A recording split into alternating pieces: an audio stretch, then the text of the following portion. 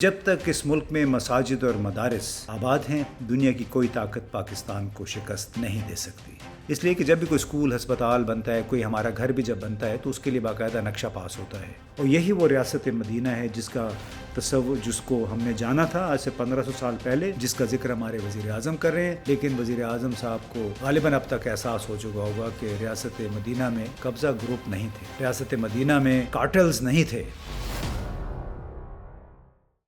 السلام علیکم دوستو، آپ دیکھ رہے ہیں امتیاز گل یوٹیوب۔ آج کچھ ذکر ہو جائے ریاست مدینہ کا۔ ان دنوں بڑا چرچا ہے پاکستان میں ریاست مدینہ کا۔ وزیر اعظم عمران خان بار بار اپنے تقاریر میں، خطابات میں ریاست مدینہ کے ماڈل کی بات کرتے ہیں،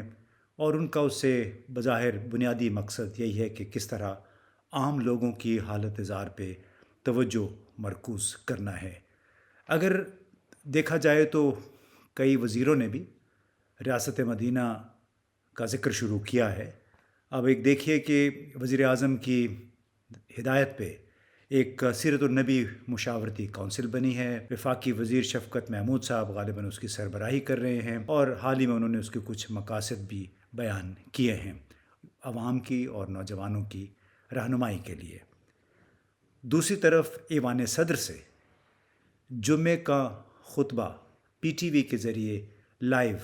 نشر ہونا شروع ہو گیا ہے۔ ایوان صدر سے وفاقی وزیر اطلاعات وفات چودھری کا یہ کہنا ہے کہ پاکستان کو ریاست مدینہ میں تبدیل کرنے کی طرف یہ ایک اہم قدم ہے۔ ان کے دوسرے ساتھی شیخ رشید صاحب کہتے ہیں کہ جب تک اس ملک میں مساجد اور مدارس آباد ہیں، دنیا کی کوئی طاقت پاکستان کو شکست نہیں دے سکتی۔ انہوں نے سیکریٹریٹ میں ایک جامع مسجد کا بھی افتتاح کیا، تو بڑی زبردست بات ہے، اور اس سے کسی کو انکار نہیں ہے کہ حضرت محمد صلی اللہ علیہ وآلہ وسلم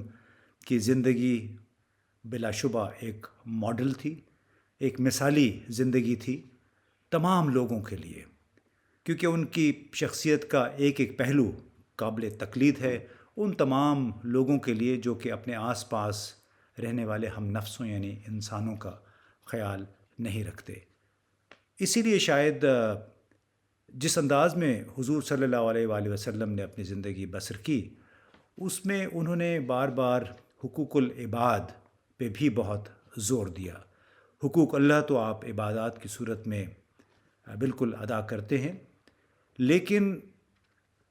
اسلامی تعلیمات اور حضور صلی اللہ علیہ وآلہ وسلم کی تعلیمات کا ذکر کیا جائے، اس کا مطالعہ کیا جائے تو بڑا واضح ہوتا ہے کہ حقوق العباد کو بھی مقدم قرار دیا گیا ہے، کیونکہ اللہ تعالیٰ کی پیدا کی گئی مخلوق، چاہے وہ انسان ہیں، چاہے وہ جانور ہیں، کوئی بھی زندہ چیز زیادتی کا شکار نہیں ہونی چاہیے، کوئی بھوک سے، کوئی بیماری سے، کوئی غربت سے نہ مرنے پائے۔ اب یہ تمام بڑی احسن باتیں ہیں، اور اس سب کو اس کی پیروی کرنی چاہیے، لیکن کیا یہ تمام باتیں کسی بھی ریاست کے بیانیے کی، کیا یہ تمام باتیں گورننس کے بنیادی جو اصول ہیں دنیا بھر میں پریکٹس ہو رہے ہیں اس کا حصہ بننی چاہیے؟ کیا ایوان صدر ایک تمام صوبوں کی علامت ہے، صوبوں کی ایک اکائی کی علامت ہے، یا اس کو آپ کسی مسجد میں یا مدرسے میں تبدیل کرنا چاہتے ہیں؟ کیا یہ اچھا نہ ہوتا کہ ایوان صدر سے بلا شبہ آپ جمعہ کا خطبہ براہ راست نشر کریں، پی ٹی وی کو اس کے لیے استعمال کریں، لیکن کیا وہاں سے کسی اعلیٰ پائے کے سائنسدان، ریسرچر، کسی معیشت دان کے لیکچرز بھی تو براہ راست نشر ہو سکتے تھے؟ اب ڈاکٹر عارف علوی صاحب ہماری جو صدر محترم ہیں، ان سے یہ سوال بنتا تو ہے کہ وہ اس ملک میں کیا علم اور دانش اور ریسرچ کو پروموٹ کرنا چاہتے ہیں، اس کی ترویج چاہتے ہیں یا نہیں، یا پھر ہمارا ایک کوئی سفر شروع ہو گیا ہے ریاست مدینہ کی طرف جو کہ 1500 سال سے زائد موجود تھی، بڑا ایک اچھا ماڈل ہے، لیکن کیا ہمیں آج اس ریاست کا ورد کرتے کرتے کچھ بنیادی حقیقتیں ہیں اس ریاست کی، وہ نظر انداز کر دینی چاہیے؟ کیا ہیں وہ حقیقتیں؟ آئیے آپ کو بتاتے ہیں۔ ابھی کچھ دن پہلے ہم موٹر وے پہ پشاور کی طرف رواں دواں تھے، یعنی اس کے ٹول پلازا سے پہلے ایک موزہ نون ہے سڑک کے بائیں طرف، 4-5 کلومیٹر کا فاصلہ کوئی 1.25 گھنٹے میں طے کیا، صرف ٹول پلازا تک، یعنی اپنے گھر سے ٹول پلازا تک۔ اس کی وجہ کیا تھی جناب؟ اس کی وجہ ایک یہ تھی کہ اس موضع میں کوئی نجی ہاؤسنگ سوسائٹی ہے، کوئی 2-3 بھائی ہیں، تبلیغی مشہور ہے، بلکہ ان کو طالبان کے نام سے وہ مشہور ہیں۔ انہوں نے ایک تبلیغی مرکز بنایا ہے۔ اس تبلیغی مرکز کا افتتاح تھا، یہی ستمبر کے مہینے کی بات ہے، آخری ہفتے کی۔ تو اس اجتماع کی وجہ سے موٹر وے کو جانے والی یہ بڑی سڑک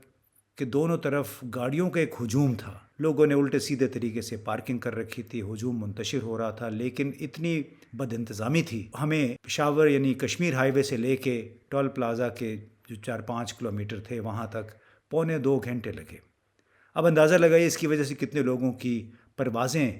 مس ہو گئی ہوں گی، کیونکہ ایئرپورٹ بھی اسی راستے میں آتا ہے۔ کتنے لوگوں کی انٹرویو اپائنٹمنٹس ہوں گی، وہ مس ہو گئی ہوں گی۔ یہ وہ علاقہ ہے جہاں پہ یہ مرکز، تبلیغی مرکز بنا ہے کہ کچھ لوگوں نے، جنہیں طالبان کے نام سے بھی پہچانا جاتا ہے، ان کو آشیرواد حاصل ہے بظاہر رائے ونڈ میں جو لوگ بیٹھے ہیں ان کی۔